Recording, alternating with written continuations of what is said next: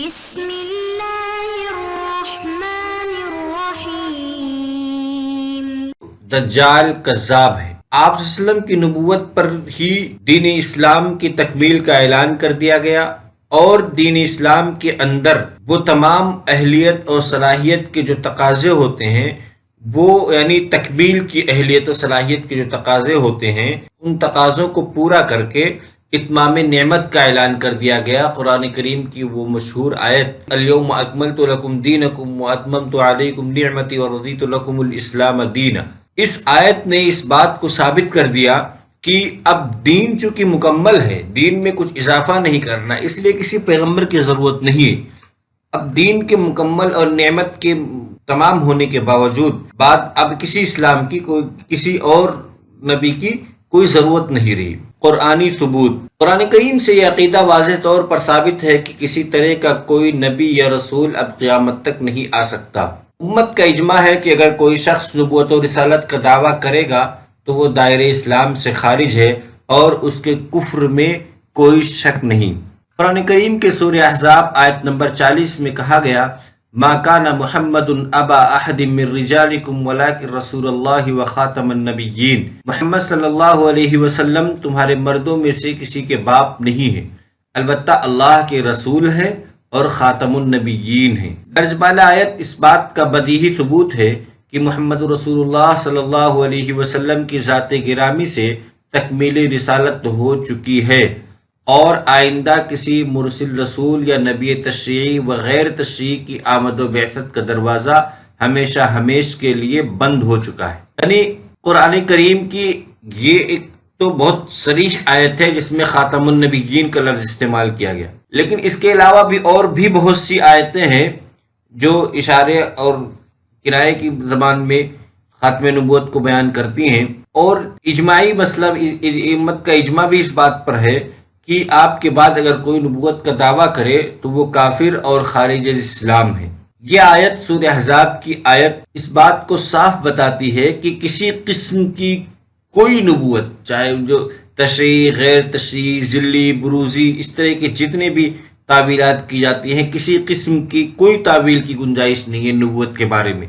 آپ صلی اللہ علیہ وسلم آخری نبی ہیں، آپ کے بعد اب کسی قسم کا کوئی نبی نہیں آئے گا۔ حدیث سے ثبوت، نبی کریم صلی اللہ علیہ وسلم نے وضاحت کے ساتھ اور کئی مثالیں دے کر صحابہ کرام رضوان اللہ علیہ مجمعین کو بتلایا کہ میں آخری رسول ہوں اور تم آخری امت ہو۔ 18 سے زائد حدیثیں ختم نبوت کو بیان کرنے والی ہیں، ان میں سے چند احادیث درج ذیل ہیں۔ حضرت ثوبان کہتے ہیں کہ حضرت صلی اللہ علیہ وسلم نے فرمایا، بے شک میری امت میں 30 کے قریب جھوٹے ہوں گے، ان میں سے ہر ایک یہ دعویٰ کرے گا کہ میں نبی ہوں، حالانکہ میں خاتم النبیین ہوں اور میرے بعد اور کوئی نبی نہیں۔ ایک حدیث میں آپ صلی اللہ علیہ وسلم نے فرمایا، میرے اور نبیوں کی مثال اس عمدہ محل سے ہے جس میں ایک اینٹ کی جگہ خالی ہو، اور میں وہ اینٹ ہوں اور میں نبیوں کو ختم کرنے والا ہوں۔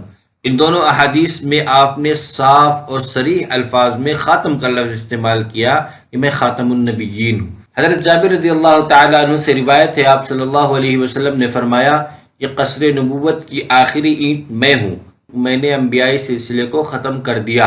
حضرت انس رضی اللہ تعالیٰ عنہ کی روایت میں ہے، آپ صلی اللہ علیہ وسلم نے فرمایا، بے شک رسالت اور نبوت ختم اور منقطع ہو چکی ہے، سو میرے بعد نہ تو کوئی رسول ہوگا اور نہ کوئی نبی۔ ایک حدیث میں آپ صلی اللہ علیہ وسلم نے فرمایا، بنی اسرائیل کی اعنان سیاست انبیاء کرام کے ہاتھوں میں رہی، جب ایک نبی فوت ہوتا تو اس کا جانشین نبی ہوتا، مگر میرے بعد کوئی نبی نہ ہوگا، ان قریب خلفاء کا سلسلہ شروع ہوگا، پس وہ بکثرت ہوں گے۔ یہ 3 احادیث میں سے پہلی حدیث تو پچھلی حدیث سے ہی متعلق ہے کہ قصر نبوت کے آخری اینٹ ہوں میں، یعنی قصر نبوت میں وہ ایک جگہ جو خلا سا رہ گیا تھا، اس خلا کی جو اینٹ ہے وہ میں ہوں، اور اب میرے آنے کے بعد یہ قصر مکمل ہو چکا ہے۔ یعنی نبوت اب کسی اور اس انبیائی سلسلے کے اس محل میں کسی اور اینٹ کی ضرورت نہیں رہی، میرے آنے کے بعد وہ خانہ پر ہو چکا۔ اسی طرح آپ نے صاف اور صریح لفظوں میں کہا کہ رسالت اور نبوت ختم اور منقطع ہو چکی ہے، ترمذی کی حدیث میں۔ اور آخری حدیث میں آپ صلی اللہ علیہ وسلم نے فرمایا کہ بنی اسرائیل میں ایسا ہوتا تھا کہ سیاست کی لگام انبیاء کرام کے ہاتھ میں ہوتی تھی. جب ایک نبی فوت ہوتا تو اس کی جگہ پہ ایک دوسرا نبی ہو جاتا، ان کا جانشین یعنی انبیاء کا جانشین انبیاء ہی ہوتا تھا. لیکن میرے بعد ایسا نہیں ہوگا کہ میرے انبیاء کا جانشین انبیاء ہو، بلکہ میرے بعد خلافت کا سلسلہ شروع ہوگا، یعنی میرا جو جانشین ہوگا وہ خلیفہ ہوگا. آپ صلی اللہ علیہ وسلم نے کہا میرا جو جانشین ہوگا وہ خلیفہ ہوگا اور میں آخری نبی ہوں، اب میرے بعد کوئی نبی نہیں آئے گا. خاتم کے لغوی معنی، خاتم اور خاتم یہ دونوں لغت ہے.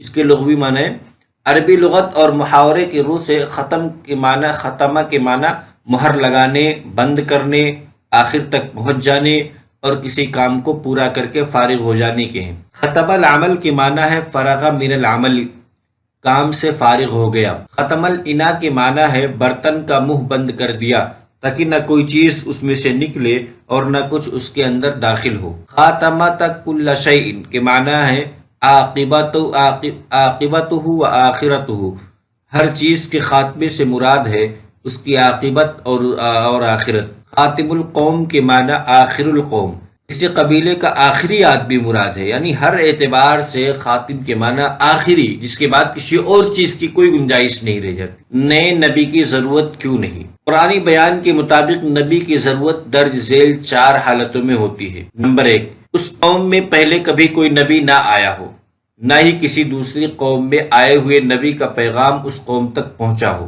نمبر 2، گزرے ہوئے نبی کی تعلیم بھلا دی گئی ہو یا اس میں تحریف کر دی گئی ہو اور اس کے نقش قدم کی پیروی کرنا ممکن نہ ہو. نمبر 3، گزرے ہوئے نبی کی مکمل تعلیم و ہدایت نہ ملی ہو اور تکمیل دین کے لیے مزید انبیاء کی ضرورت ہو. نمبر 4، ایک نبی کی مدد کے لیے ایک اور نبی کی حاجت ہو. ایسی بات ہے کہ ان میں سے کوئی بھی ضرورت نبی صلی اللہ علیہ وسلم کے بعد باقی نہیں رہی. قرآن کے مطابق آپ صلی اللہ علیہ وسلم پوری کائنات کے لیے بھیجے گئے. آپ صلی اللہ علیہ وسلم پر دین کو مکمل کر دیا گیا.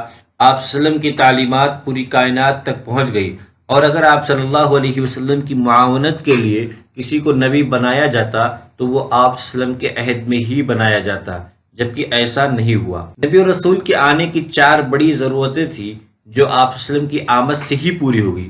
اب وہ ضرورتیں نہیں رہیں، اس لیے اب کسی اور نبی کے آنے کی ضرورت نہیں رہی.